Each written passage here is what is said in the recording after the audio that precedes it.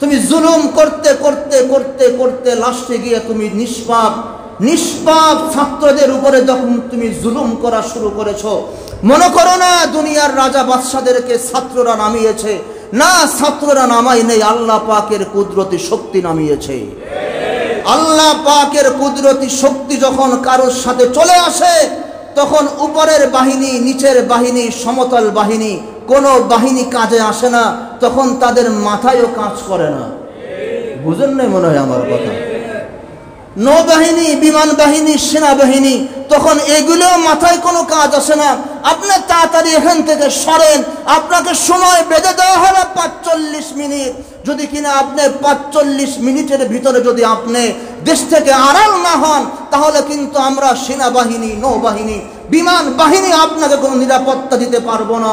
কারণ কি? আরে আমি তো তোমাদেরকে বসিয়েছি। ও সেনাবাহিনী প্রধান, আমি তো তোমাকে বসালাম। ও নৌবাহিনী প্রধান, আমি তো তোমাকে বসালাম।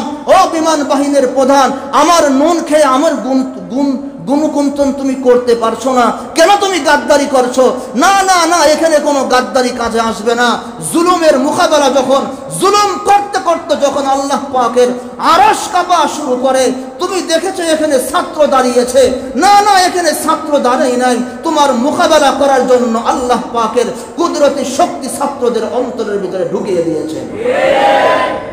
এখন কোনো বাহিনী মোকাবেলা করতে পারবে না, তাদের ওই সাহস থাকবে না, ওই হিম্মত থাকবে না। তুমি মনে করেছো ছাত্র? না না, এরা ছাত্র না, এরা একটা আবাবিল পাখি।